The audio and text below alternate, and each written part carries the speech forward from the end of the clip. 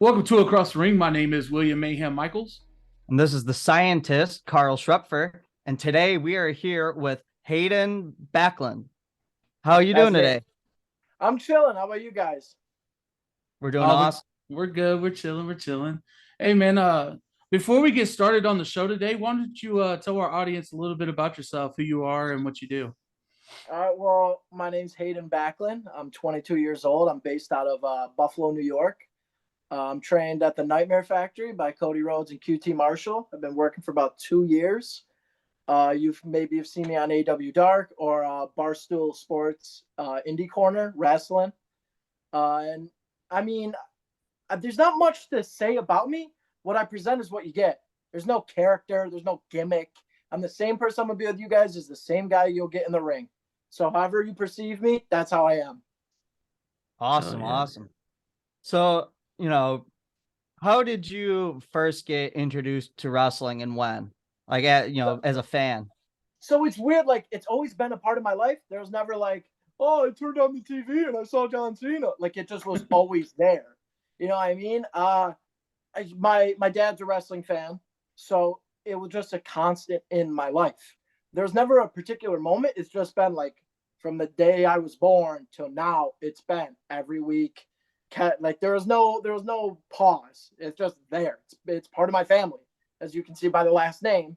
So Absolutely, that makes sense. So, so everybody's gonna be wondering about the last name.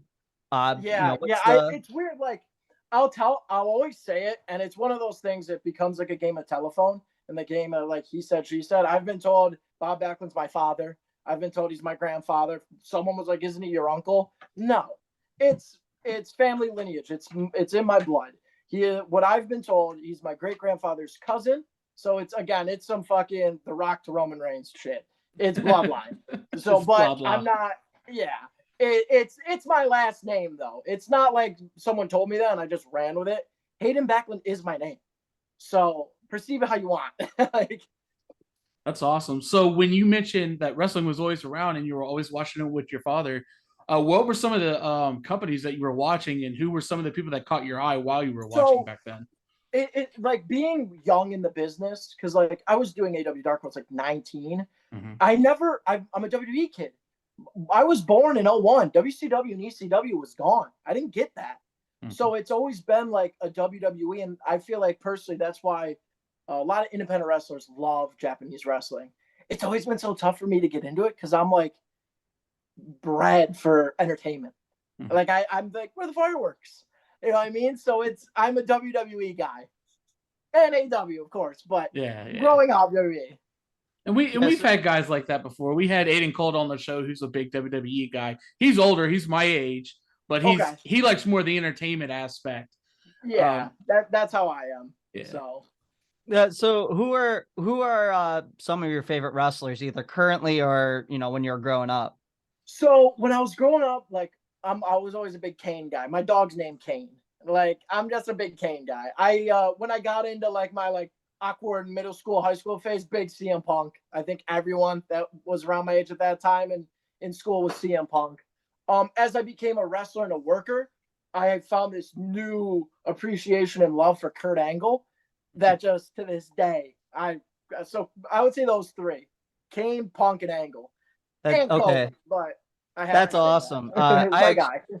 I actually also named my dog after a wrestler. My dog's name's Kofi, so Okay. that's pretty cool. Okay. Yeah. Little Trouble in Paradise, huh? Oh yeah. So getting introduced into wrestling, and you're starting in the business, what like influenced you to pursue it? Like what made you go, you know what, this is what I want to do? I mean, it's tough just because like I can't point to a moment, but it was just like I remember being in school, like Jesus, just get me to wrestling. I always wanted to be a wrestler. I was cutting promos on girls and everything. Like it just has always been an aspect of my life.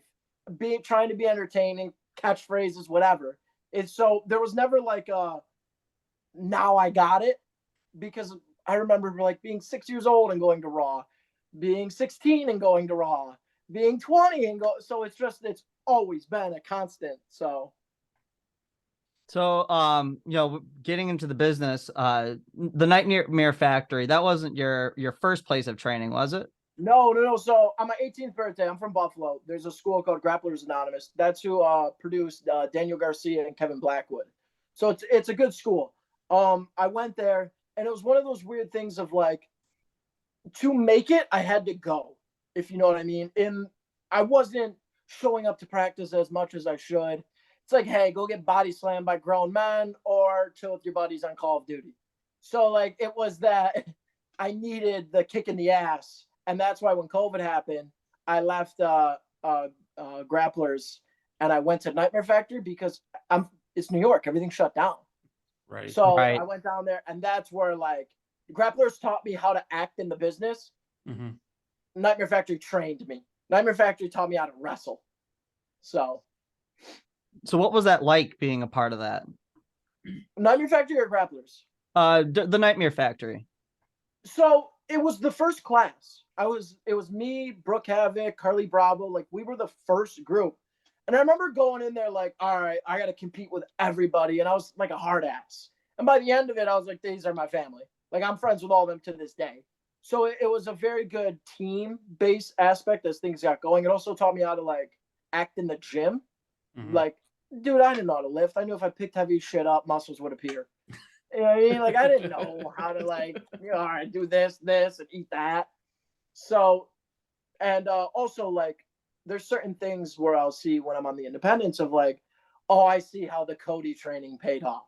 Mm-hmm. Yeah, I mean, there's little things. It's almost tough to explain of like little, hey, do this, not that. And then when I do that, I see, oh my God, it worked. Like just the experience, and it made you TV ready. Because I've run into people from hundreds of schools, but there's this weird thing of like, you can tell when someone's properly trained and like, oh, they got it. And Nightmare Factory makes sure you got it. So Okay. Yeah. So with that, so you trained with the Nightmare Factory. This was your second school, which I don't think is entirely uncommon. I think that, no, it a lot of happens people quite a just bit. ping pong. Yeah. Mm-hmm. So, coming out, you're in the Nightmare Factory, doing all this stuff, or even in your first school, who were people that were, really supportive of you as you were going through your training? And I've always had my family, I've always had my mother, my father, just 100% like go for it. I could not do it without them.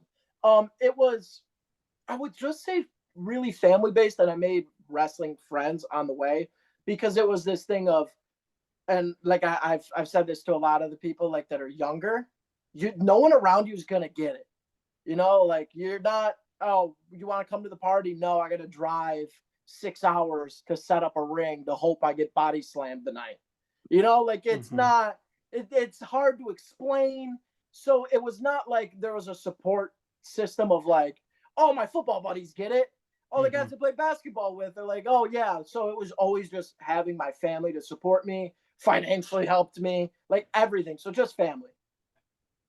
Yeah, and I totally get that. And training with the Nightmare Factory, was it at all intimidating to you to kind of be put around QT Marshall and Cody Rhodes at that time, especially being the first class? So you don't really have any feedback on like what that's going to be like. Yeah, no, it was weird because like that's when they were in COVID, so there were AEW guys coming in and out.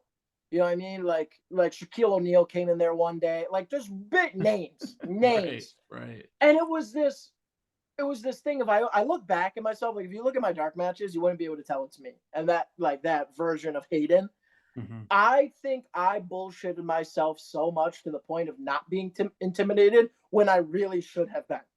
Like when I look back, I'm like, oh, you did that. And it's that thing of it. If outside looking in, it's such a, oh my God type of scenario. Like I'm at WrestleMania and I'm like, oh yeah, I remember the one time when he gave me a hard chop. Like that, like little stuff like that. So I think you have to, if you don't believe in yourself more than anybody, no one's going to believe in you. Exactly. So I believed in myself so much to a fault that it wasn't intimidating. It was almost like, give me the ball. Yeah. I want to score. Yeah. So. Yeah. Go ahead, Carl. No, I was going to say, yeah, I feel like that's the right mentality. And I feel like Will and I both kind of understand where you're coming from. We're we're new to this podcast thing, right? And family and friends, will, they don't always understand, all the stuff that you have to do to make the show work either. And wrestling is such a unique business that either like wrestling, you get it or you don't. And we're always trying to tell everybody how freaking awesome it is. But until you're really around it, it doesn't quite click. Yeah, no, Right. it's you got it or you don't. Right.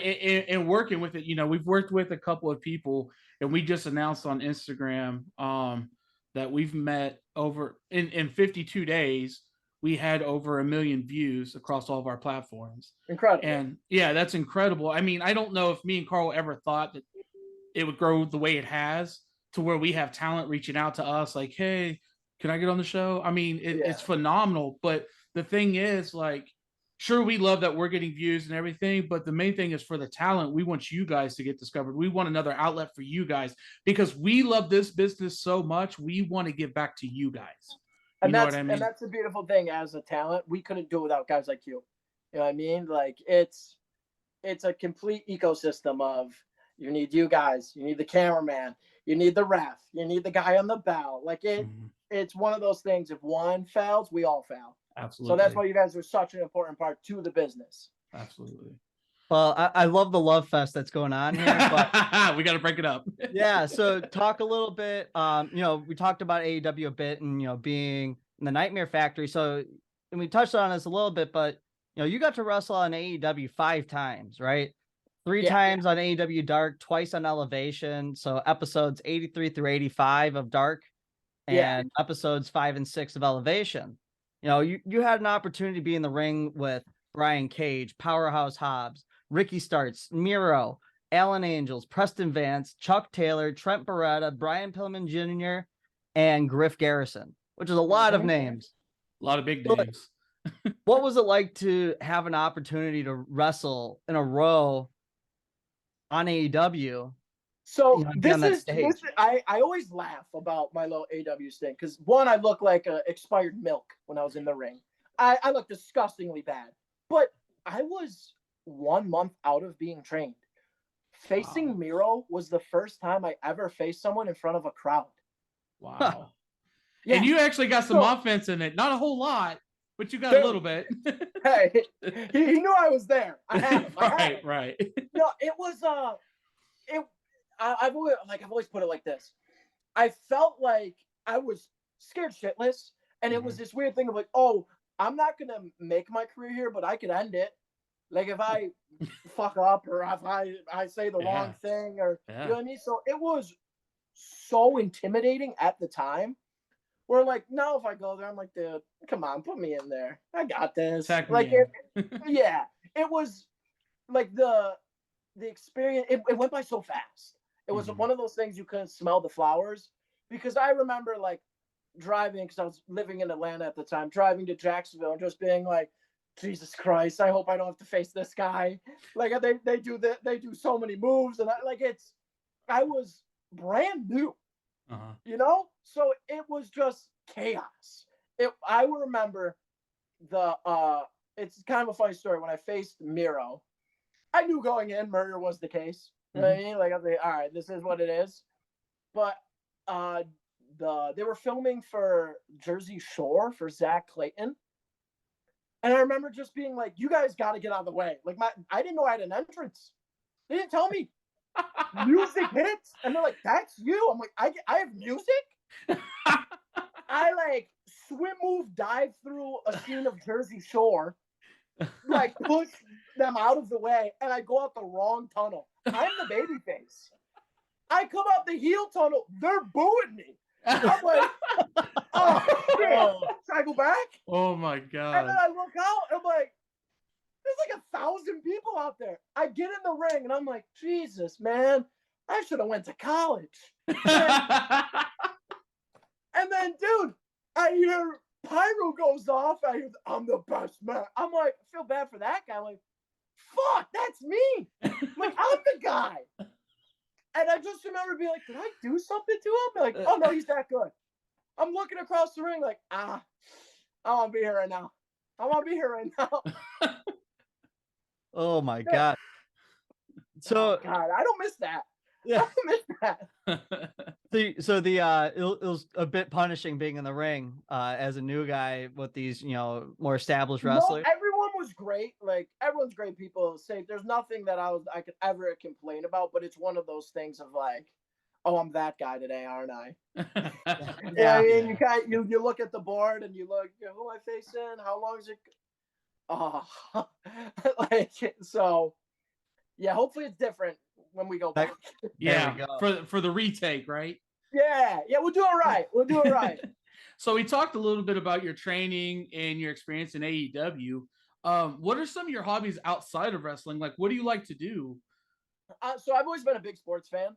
Mhm. Like I was always like outside, like just playing any sport I could. I played football, basketball, lacrosse, amateur wrestling, like baseball, everything. I just always stayed out. So I've always like enjoyed professional sports. Like I was watching my Knicks get destroyed right before this.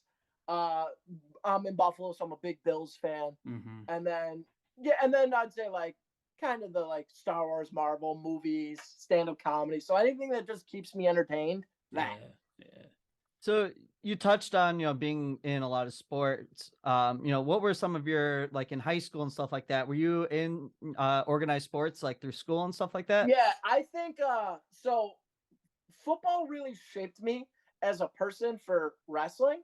Mhm. I was a really good amateur wrestler. Like I remember getting in trouble one time because I pinned a kid and he was like one of the best in the state. He was whipping my ass, and then out of nowhere, I just snuck a pin, and I did the Eddie Guerrero in his face, and I had to like apologize to everybody because I was like, "Gotcha, caught ya." Like so, and then football, I was 170-pound defensive tackle. If you guys know football, You sound Yeah. like me. you should be a little bit bigger than that. Yeah. Way bigger than that. So it was I was just really fast off the ball. So it was that thing of like, okay, I'm gonna stick it to everybody. I would get guys kicked out of games. I would talk shit. I remember one time I looked up the running back's girlfriend just so I could slide into her DMs. You know what I mean? And then I was heckling like, "Hey, Jessica's coming with me tonight. Just be." And then I look, I'm like, "Oh, it's just me as a pro wrestler. I do that now. Yeah. It's stayed the same. It's been that annoying, like, God damn it, he got us again type. Hit you as many times as I can, kick you when you're down, talk shit." So it's just my sports is my wrestling. It's the exact same thing. I'd get a sack and do the McGregor. Like it's the same thing for me. Or Vince McMahon, whichever you want to reference. Oh, That for to, sure. That's Yeah, fine. yeah. Whatever. Yeah. But yeah, I mean, absolutely. I think sports does help out a lot. I mean, obviously the conditioning in wrestling is on a totally different level, Yeah. but it Yeah, definitely, completely. it definitely helps out a lot. So when you talk about like, you love comedy and stuff like that, who are some of your like favorite people to listen to? Like for me, I would it's say Kevin Hart.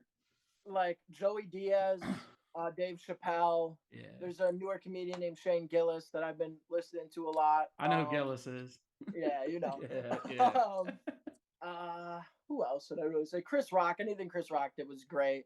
Because I've always said like it relates to wrestling of understanding how to control a crowd and timing.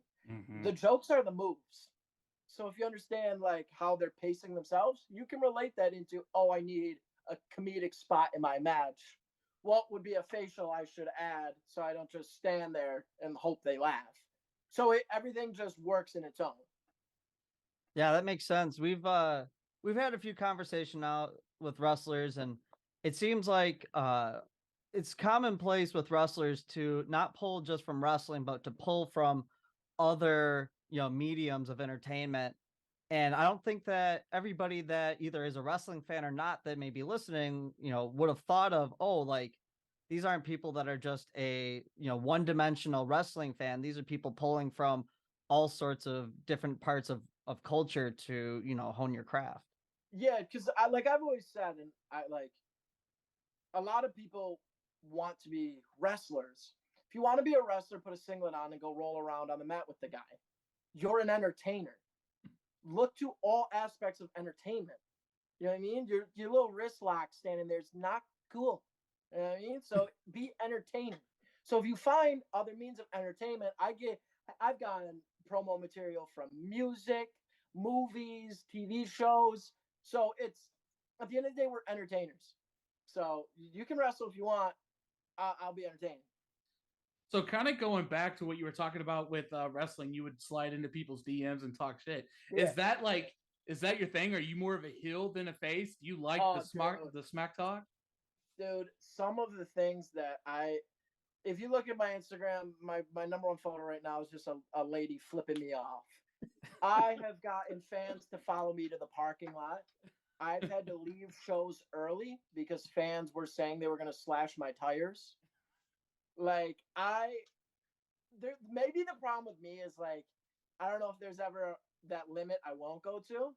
Like, I'm responsible. There's certain things you don't talk about, but everything you can talk about, I'm going to say to a fan, you know? So I've gotten people at my car trying to fight me. In Pennsylvania recently, a fan just stood up and started calling me a bitch. And I just put him on his ass. I just shoved him, and he went over 3 rows of chairs. I'm like, dude, what did you think this was? Oh like, my you God. know, you're like, maybe I've always, like, my thought process is, you can think this is fake. I'm real. Like, you can, whatever you want to believe about pro wrestling, but the same guy you'll meet in the ring is the same guy you'll get in the parking lot. So, also, it's so much easier to make people to hate you than like you. You know? Like, I'm great friends with Brittany Brooks, and I could never do her job. But, like, the walk through the curtain and, hey! No. Like, come through the curtain like me. No. I don't give a damn if you like me. I'm getting paid. Brittany's super over. Brittany's super over, though, man. Like, Brittany's the homie. Brittany's my the homie. gosh. I would love to bury her because Brittany sucks, man. Oh, God. Who likes Brittany? Ew. But she's, like, actually great. And it's one of those tough things in wrestling is, like, you meet so many people, and then every so often you go, oh, you're like me. Like, you're like, oh, like, we think the same. And that is Brittany, sadly. I wish not. God. We hate Brittany. Brittany sucks. I think if you guys are ever, if whoever's watching this, watch me. Don't watch Brittany. She gets enough attention. Enough guys in her DMs. Look at the comments. I need the attention. All right. I really like what you have to say about, you know, getting fans so riled up that they want to fight you. You know, when you talk about some of the greats of all time and the old days of wrestling, you hear stories about stuff like that where, you know, that's why they had to have security at ringside as big as it was, because, you know, fans really did hate these wrestlers. And it seems like you're really trying to pull, you know, that era back into now. Because so a little like inside baseball thing. It's like, I can do all these moves and they can go golf clap and get bored. Or, and which I love to do, if you're at a Hayden Backlund match, don't bring your girlfriend. Don't. And I'm not saying, oh, I'm going to steal your girl. What I do know is, no matter your thoughts on pro wrestling, you think of yourself as a man. So I'll just say something to your girlfriend, and all of that character shit goes out the window. Every guy goes, no, I'd kick his ass. I'm this guy. So, yeah, I would say I'm a shit starter more than I'm a professional wrestler at this point. You know, I do the moves to just make sure the guy's down so I can start shit with the fans. This guy's the new Iron Sheik, man. That dude talks all kinds of shit. I can't be Iron Sheik. I know, but I'm just saying. Anybody but him, dude. I know. That's why I made the reference. We got problems. That's why I made the reference. But no, for real. I mean, if you think about it, back in the day, that's the type of heat Iron Sheik got. And even now, if you ever been on his Twitter, dude, he cracks me up. I love that guy. Oh, blah, blah. Blah, blah. He said blah, blah. I just scrolling, dude. Oh, my goodness. So, take over, Carl. Yeah, so, you know, you had a pretty, you know, big start to your career, right? Like, kind of right off the bat, boom, you're in AEW, wrestling these big names, learning from these big names, right? And now you're kind of hitting, you know, this, you know, next part of your career as you're trying to continue to, you know, grow and, you know, become bigger and bigger. You know, what are some, you know, goals you have, either short or long term, as you kind of want to grow. Yeah, for sure. It's this weird thing because like you said, it's to the outside looking in, you would think it's like a big start, but and I know a lot of people would kill for what I had to start it, but at the end of the day, I was an enhancement talent for 5 matches. That's not why we're in the business. You know what I mean? That's not like when I was a kid, I wasn't in daydreaming like, oh, I can't wait to get dropped on my head and pinned in front of 1,000 people in 2 minutes. You know what I mean? So it's this next chapter of like getting to be me as the person and having the creative freedom to just be like, what do I want to do today out there? Also, it's every weekend starting to get filled up and I'm starting to see more faces. I had a show that I was not promoted on, and it was the best thing for me because right when I walked through the curtain, the fan just looked at me and went, fuck. And I was like, he knows who I am. He knows. I'm like, oh, we're going now. They get it. So it's just consistently working, win as many championships, make as much money as I can, and bounce. So that's the next chapter. Okay. So, right now you're kind of wrestling, in the Northeast a lot, Yep. Do you have any plans to start expanding out, or do you feel like you're still, kind of getting a feel for the area? So I wrestled in the South for like a year or two after, and a lot of places were just bringing me in and like, hey, just come in for a one-off, lose to our local baby face, and then that's it. Hey, thanks for coming. And what is great is the South was very still like NWA-ish of like the grandma that just wants to see a wrist lock and like boo yay. Where the North is a bunch of drunk wrestling fans. That's my like, come on, that's a home run derby for me. The North has ECW. It's kind of always been that way in the North, ain't it? Yeah. So and also there's so many cities within a driving distance. When I was living in Atlanta, 6 hours each way will get you nowhere. Mm-hmm. Being in Buffalo, an hour away I get to wrestle in Toronto. I'm near New York City. I'm near Cleveland. I'm near Pittsburgh. I have all these places to work. Mm-hmm. So I really enjoy that. Also, that aspect of the more gritty fans. Yeah. That I'm not saying like love violence, which yes, you could say ECW and more than other places, but interact more than the South that are just boo yay, bring your grandkid to the match. Don't record anything. The match you had goes into the void. No one outside of how many people are there knew you had a match. Yeah. So And that's one of the things that we typically do. We go to a lot of shows and we release our own footage typically with our wrestlers. So we're gonna have to steal some of your footage. I got you. But I got you. but that's one of the things we like to do, especially promoting you up when it comes to your episode. But yeah, I definitely feel that because I'm originally from kind of the South. I'm from Kentucky originally. Okay. And so I know what you're talking about because I've been like OVW over in Huntington, West Virginia, Yeah. Tennessee. It is very much like that but I will tell you, you mentioned the grandmas, and we mentioned this before on the show with the older people. It's still very real to them. You know what I mean? Because they grew up with the kayfabe. So, I think that's really cool that, you're trying to find new elements. You're not staying in one place and be like, you know what, screw it. Like, I'm not wrestling, in the same place all the time, but I'm getting paid. You're like, no, screw that. I need to go somewhere else. You have to bet on yourself. You got to be able to pick up and go. Yeah. All times. You got to be able to bet on yourself. If Absolutely. being trained by Cody Rhodes can teach me one thing, it's bet on yourself. So. Yeah, absolutely. Yeah. So, we've talked, quite a bit about your career, about who you are, from your AEW days to now as you are finding yourself and really building out, who Hayden is. But, as we kind of talked about how cool you are, fans are kind of fickle. They'll be like, I need more. This guy hasn't given us enough. So for these fans that are holdouts that are like, you got to give me more. For sure. Fans that want to know, like, why should I come see Hayden wrestle? Well, it's 2023. They could grow up and just look at my socials. That's a thing we can do. But if you come to a Hayden Backlund match, you're going to be entertained. You may like me. Some people do. You may hate me. I just know every show I'm on, I'm the best. And that's just not a mindset. That's just the way it is. So you're going to be entertained. You might laugh. You might boo. You might want to jump a guardrail and punch me. honestly, come try it. I would love the footage. So, so at the end of the day, you're getting your money's worth on any ticket you buy, and Hayden Backlund is on the show. Absolutely. we have it. That's what I'm talking about, Hayden. All right, guys. Well, we're going to go ahead and wrap this up. I want to go ahead and remind everyone to follow us on Instagram, Twitter, TikTok, all social media platforms. Make sure that you go follow Hayden Backlund as well on Instagram and all his social medias. Make sure you check out our past episodes.